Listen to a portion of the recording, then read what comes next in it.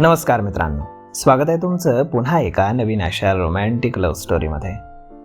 तर मग चला सुरुवात करूयात आजच्या या भागाला. आरंभला भेटण्यासाठी बजरंग आणि गावातील काही लोक आले होते. हुकुम, तुम्ही माझ्या कारखान्यासाठी परवानगी मिळवून दिलीत यासाठी तुमचे खूप खूप धन्यवाद, बजरंग बोलला. काकासा, गावाचा विकास होत असेल तर मी हवी ती मदत करायला नेहमीच तयार आहे, आरंभ बोलला. हुकुम, तुमच्या कारखान्यासाठी बागायती जमीन न वापरता गायरान वापरणं हा उपाय खरंच खूप चांगला होता. आम्ही कुणीच याबद्दल कधीच विचार केला नव्हता. आता कारखानाही बनतोय आणि जमीनही द्यायची गरज नाही, सरपंच बोलले. तितक्यात शुभांगी सगळ्यांसाठी चहा घेऊन आली. सरपंचजी, हा उपाय बहुराणीनं सुचवला होता, बजरंग बोलला. हुकुमच्या पत्नी, बजरंग आरंभकडे पाहून म्हणाला. सगळे शुभांगीकडे कौतुकानं पाहत होते. ती गोड हसली. काकासा, चहा. सगळ्यांना ती चहा देऊ लागली. हो, हा उपाय आमच्या आरंभच्या बिंदनीनं सुचवलाय. गावामध्ये कारखाना सुरू होणं म्हणजे गावाचा विकास, आणि त्यासाठी बागायती जमीन वापरणं हे काही योग्य नाही. या दुविधेमध्ये काय करायचं हे सुचत नव्हतं, परंतु बिंदनीनं तिची सत्सर्क विवेक बुद्धी वापरून चांगला उपाय सुचवला. यामुळे दोन्ही गोष्टी शक्य झाल्या. कारखानाही बनतोय आणि जमीनही सुरक्षित राहिली, दादीसा म्हणाल्या. एक छोटासा प्रॉब्लेम काय सॉल्व्ह केला, सगळे लगेच कौतुक करू लागले. आरंभ मनातच म्हणाला. बिंदनी खरंच खूप हुशार आहे, एकदम हुकुमसारख्या, बजरंग बोलला. माझी बरोबरी ही गावठळ कधीच करू शकत नाही, आरंभ पुन्हा मनात म्हणाला. चहा. तिनं त्याच्यासमोरही कप केला. आरंभ तिच्याकडे पाहत होता. तिने लगेच नजर झुकवली. माझीसा, खरंच हुकुमला बिंदनी मात्र लाखात एक भेटली आहे, सरपंच बोलले. लाखात नाही सरपंचजी, करोडोत एक म्हणा, बजरंग बोलला. बिंदनी सर्वगुण संपन्न आहे, बजरंग बोलला. आजच्या जमान्यामध्ये नुसतं घरकाम घेऊन काय फायदा, बजरंग काकासा. एज्युकेशन, शिक्षण तेवढंच महत्वाचं आहे. एक वेळ व्यक्ती दिसायला ठीकठाक असली तरी चालेल, पण तो जर शिक्षित नसेल तर त्याच्या रंगरूपाचा काही उपयोग नाही, आरंभ शुभांगीकडे पाहत तिला टोमणा मारत म्हणाला. दादीसांनी शुभांगीकडे पाहिलं तर ती गुपचूप ऐकून घेत होती, जे दादीसांना बिलकुल आवडलं नव्हतं. बिंदनी, तू तुझ्या महाविद्यालयात जाणार होतीस ना, काहीतरी आणायचं म्हणत होतीस, दादीसा म्हणाल्या. नोट्स आणायच्या होत्या, शुभांगी बोलली. मग कधी जाणार आहेस? सर सुट्टीवर आहेत, त्यांचा फोन आला की मग जाईन, शुभांगी बोलली. बरं. बिंदनी कॉलेजमध्ये शिकते, सरपंचांनी विचारलं. होय, MA झालंय तिचं, दादीसा म्हणाली, आणि ते ऐकून आरंभने भोया उंचावल्या. वा, बजरंग बोलला. हे तर काहीच नाही, आता काही दिवसांनी तिची एक परीक्षा आहे. ती पास झाली की ती स्वतः एक मोठी प्राध्यापक होईल, दादीसा मुद्दाम आरंभकडे पाहत म्हणाली, आणि ते ऐकून त्याला ठसकाच लागला. सगळे त्याला काय झालं या आविर्भावामध्ये पाहू लागले. सॉरी, चहा गरम आहे, आरंभ ओशाळून म्हणाला.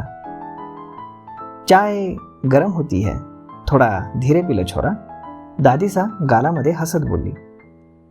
जी, आरंभ नजर चोरत म्हणाला, आणि टिश्यूनं तोंड पुसू लागला. खूप नशीबान हो हुकुम, जो इतनी सुंदर, सुशील और इतनी पढ़ी लिखी बिंदनी आपको मिली है, बजरंग बोलला. बरं, आता आम्ही येतो माझीसा. काही दिवसांनी भूमिपूजन सोहळा आयोजित करणार आहोत, तिथे तुमची उपस्थिती हवी, बजरंग हात जोडून म्हणाला. बिलकुल, दादीसांनीही हात जोडले. हुकुम, भूमिपूजन तुमच्या आणि बहुराणीच्या हाताने करण्याची आमची इच्छा आहे, तुम्ही याल ना, बजरंग बोलला. दादीसा असताना माझी काय गरज आहे, पण तरीही मला वेळ असेल तर मी शुभेच्छा देण्यासाठी नक्कीच येईन काकासा, आरंभ हात जोडून म्हणाला. धन्यवाद हुकुम, राम बडे हुकुम, बजरंग बोलला.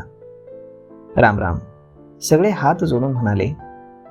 राम, दादीसा आणि आरंभही म्हणाले, आणि मग ते लोक निघून गेले. इकडे मुंबईमध्ये जय, आरंभ कुठे आहे, कधी येणार आहे तो, सपना ऑफिसमध्ये जयच्या केबिनमध्ये येऊन म्हणाली.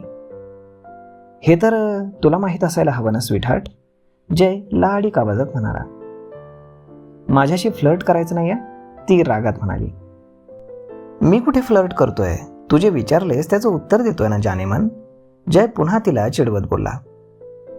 तुझ्याशी बोलणं म्हणजे मूर्खपणाचं काम आहे, ती रागानं मोठी आवळून म्हणाली. मग बोलू नकोस, मीही रिकामा नाहीये तुझ्या बेसलेस प्रश्नांची उत्तरं द्यायला. तू त्याची गर्लफ्रेंड आहेस, मग तुला माहीत असायला पाहिजे ना तो कुठे आहे, काय करतो, कधी येणार. मला का विचारतेस. जय डोळे गोल फिरवत बोलला.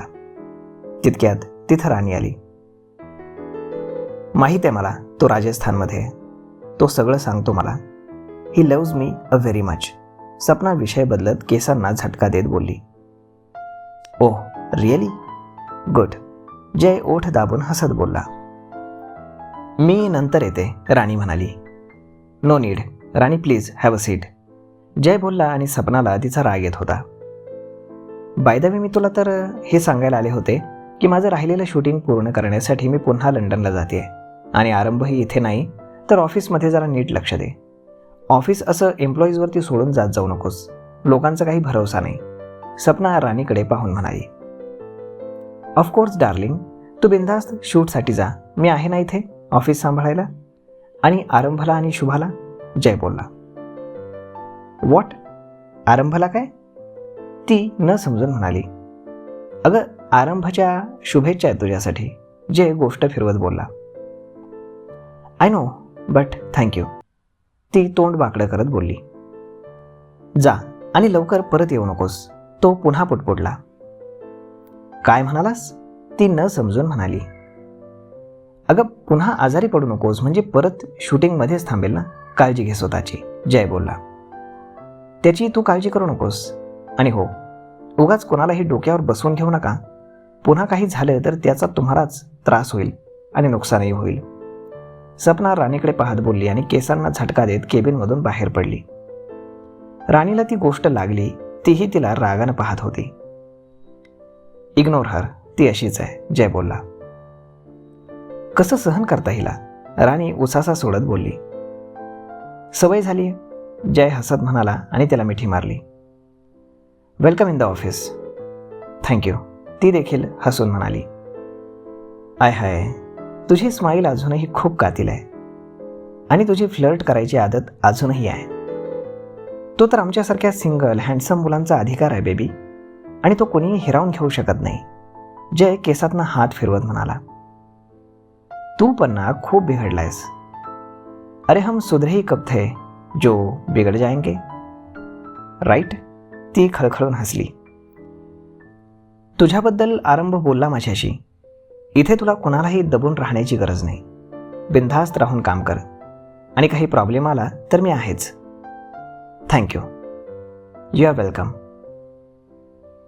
तर मग मित्रांनो, आता पुढे काय होईल. आरंभ इतक्यात राजस्थानवरून येईल, पाहूयात पुढच्या भागामध्ये. तोपर्यंत तुम्हाला ही लव्ह स्टोरी कशी वाटते हे तुम्ही आम्हाला कमेंट करून नक्कीच सांगा. आणि जर आवडत असेल तर आपल्या जवळच्या मित्रमंडळींसोबत देखील हा व्हिडिओ तुम्ही शेअर करायला विसरू नका. धन्यवाद.